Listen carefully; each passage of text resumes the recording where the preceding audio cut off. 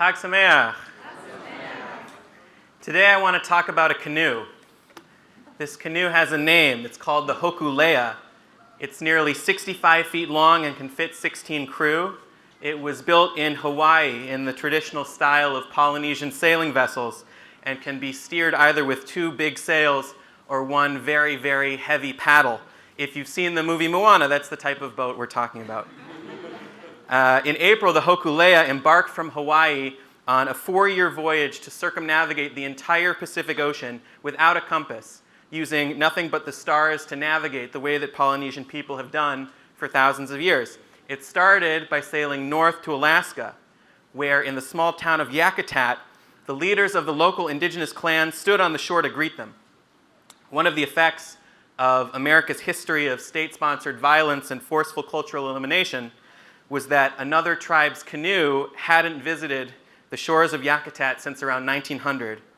So 4 months ago, the people of Yakutat were able to do their ancestral canoe welcoming ceremony for the first time in 120 years. The voyage of the Hokulea and its arrival in Yakutat is a great example of the revival and revitalization of indigenous culture in the United States, which actually has a lot of parallels to how Judaism has been able to flourish in tolerant societies that celebrate diversity. To give just one example, the only time in recorded history that a language has been brought back from the dead, when before no one was speaking it day to day, and now it's the basis of a thriving society. Anyone have a guess?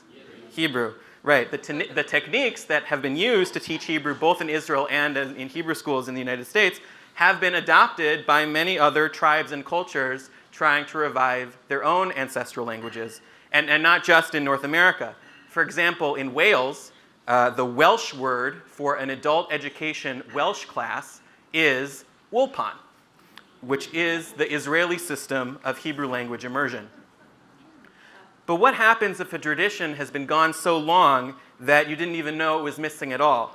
The people of Yakutat knew that they had a welcoming ceremony, even if they hadn't used it in decades. But what would have happened if they never knew that that's what they were supposed to do when a canoe came? Or what if someone else told them that they were supposed to do a welcoming ceremony, but they had no idea how to begin? How can we keep a tradition if we don't even know what the tradition is supposed to be? This anxiety about how to maintain our heritage is something that Jews think about a lot. And I think it's especially timely to do so while we're celebrating this particular holiday, because the Bible itself contains a remarkable story that claims that the Jewish people at one point forgot a very important tradition. According to the Bible, at one point, the Jewish people just forgot about Sukkot. This is in the book of Nehemiah, which is chronologically one of the last books of the Tanakh, the Hebrew Bible. It's in the Ketuvim section, which is sort of the grab bag at the back of the book, after the Torah, after the prophets we read in the Haftorah. Nehemiah was a Jew living in exile after the destruction of the first temple, who had made it all the way to become the cupbearer to the king of Persia. 50 years prior to this story, the Babylonians had conquered Israel and destroyed the first temple and exiled the Jews to the waters of Babylon. But now the Persians had conquered the Babylonians and declared that the Jews were allowed to return from their exile. And so the king of Persia sent Nehemiah to Jerusalem to be the governor of the new Persian province. And so Nehemiah gathered all of the Jews in Jerusalem, both those who had still been living there and those who were returning from exile, in Jerusalem for a rededication ceremony. And Nehemiah asked the prophet Ezra, some of the Levites, to read the Torah to this assembled congregation and to explain the scroll as they read, because it appears that the people hadn't had access to the Torah, or at least a version of it that they understood, in their lifetimes.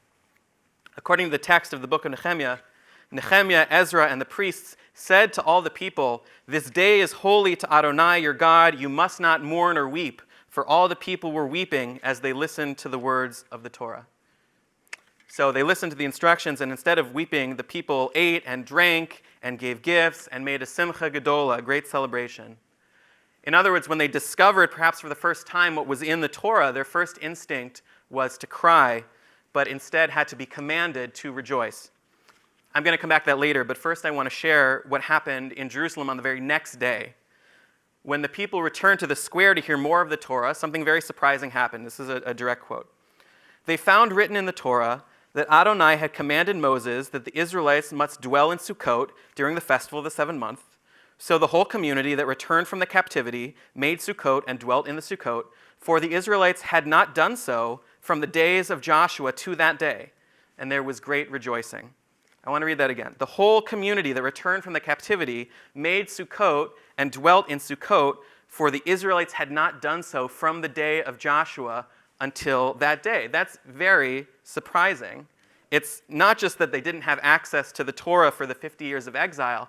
It's that the Bible itself is saying that for almost 1,000 years, from the time that Joshua, Moses' successor, conquered the land of Israel, all the way through exile and then the return from exile, nearly a millennium, none of the Israelites built Sukkot. That's like saying that King Charles was the first king of England to have a coronation ceremony since William the Conqueror. And this isn't some historian making a conjecture. This is a book in the Bible telling us that Jews were not following the Torah for centuries.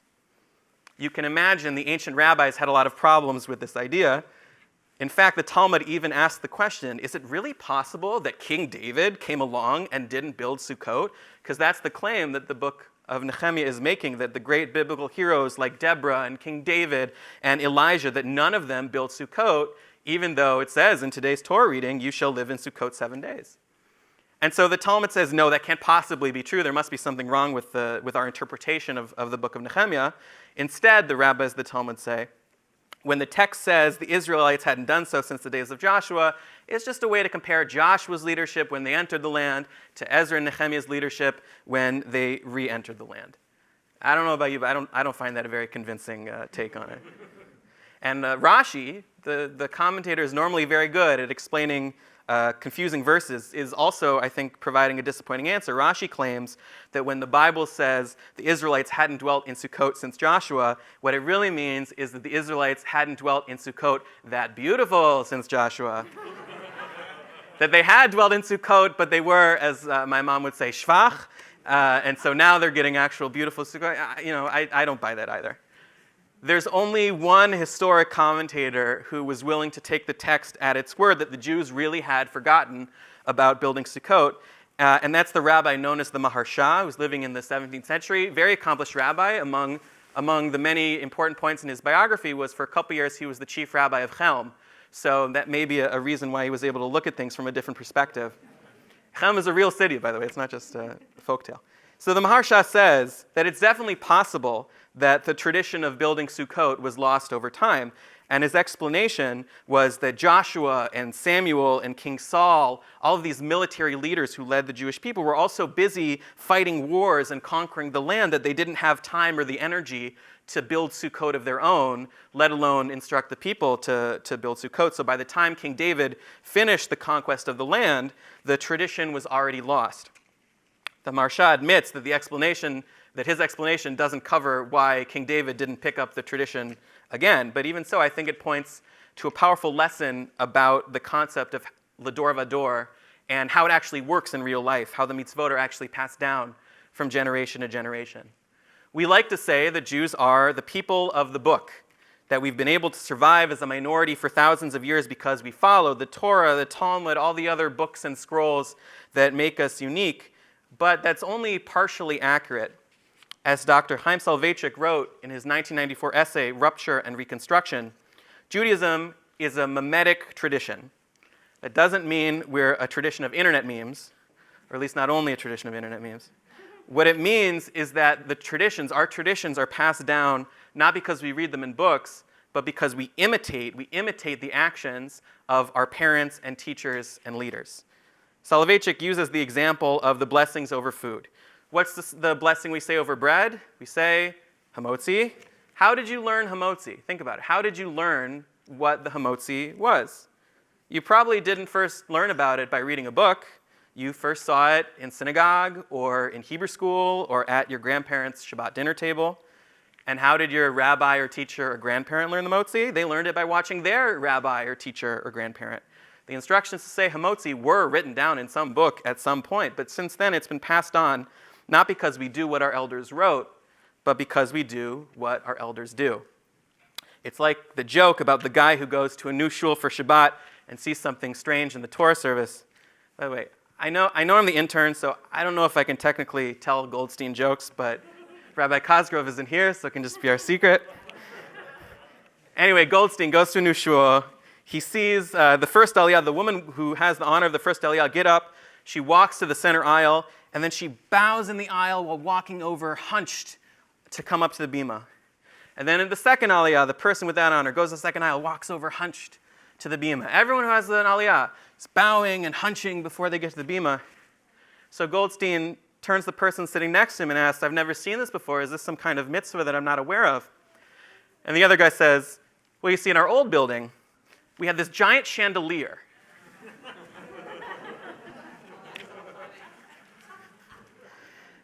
Whether we call it a tradition or a commandment, we only do things that we're already doing. And once we stop, it's hard to start it up again. What this means for us today is that we can't rely on the text. We can't rely on the text to sustain our practices. We have to do them out in the world, and we have to do them publicly with the mindset that we do them not only because they're mitzvot, but because doing them in public is how others who are learning will see how to do them and how to pass them on. Judaism won't survive because it's intellectually interesting, or just because it's intellectually interesting. Norse mythology is intellectually interesting too, but at some point, the Vikings stopped doing Viking things. And so today, instead of Vikings, we have Scandinavians who just read the Viking sagas in school. So the first lesson of the story of Nehemiah and the rediscovery of Sukkot can be boiled down to the Nike slogan, just do it. But the second lesson comes from what the people did when they heard the Torah for the first time in a long time. Their first instinct was to mourn and weep because they were upset to learn about what they'd been deprived of. And instead, they were told to rejoice, and so only then did they make a Simchat Gedolah, a great celebration. The Israelites' initial reaction is one that's shared by a lot of people who are diving into Judaism for the first time, or for the first time in a long time. Why don't I know what I'm supposed to know? Why don't I know what everyone else seems to know? How would my life have been different if I had had this material before? It's so unfair that there were these structural forces that prevented me from accessing these meaningful lessons and rituals when I needed them the most.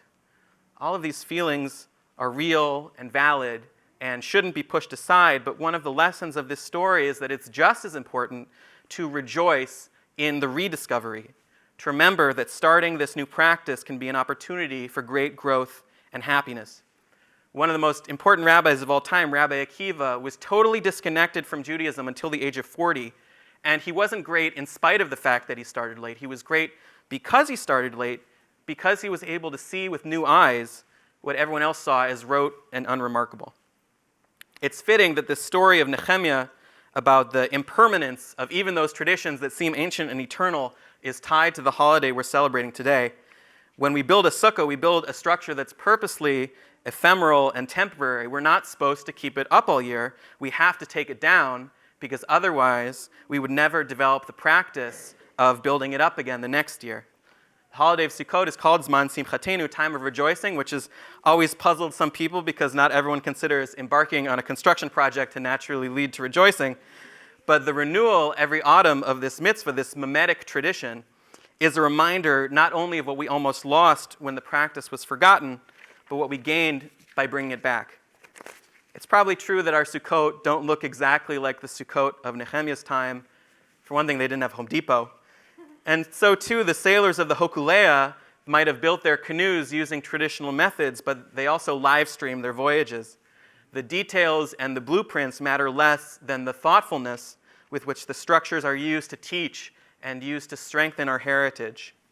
If we look back to the past to find traditions that have fallen by the wayside, but are available to be brought back in a meaningful way, and all the more so if we continue to maintain our practices, continue to do them in public, actively, consciously teach them Ledor Vador, then, in the words of Moana, there's just no telling how far we'll go.